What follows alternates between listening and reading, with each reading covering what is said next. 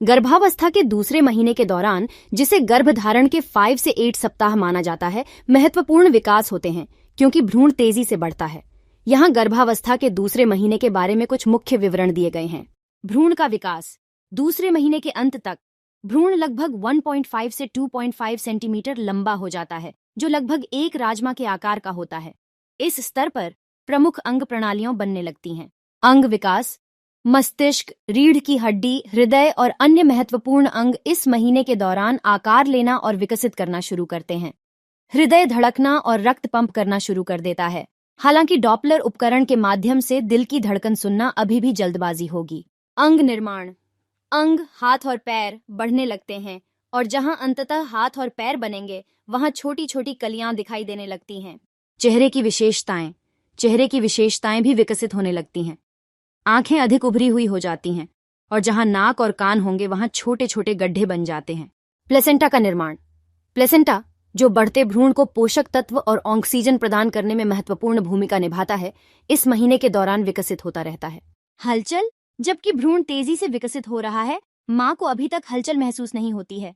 ये हरकतें आमतौर पर गर्भावस्था के बाद में समझ में आती हैं।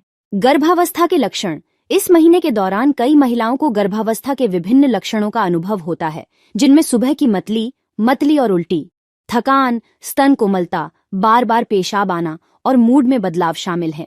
प्रसव पूर्व देखभाल। प्रसव पूर्व दूसरे महीने के दौरान डॉक्टर के पास जाना अधिक महत्वपूर्ण हो जाता है। डॉक्टर संभवतः बच्चे के विकास की जांच करने, नियत तारीख की पुष्टि करने और यह सुनिश्चित करने के लिए अल्ट्रासाउंड करेंगे कि सब कुछ उम्मीद के मुताबिक चल रहा है।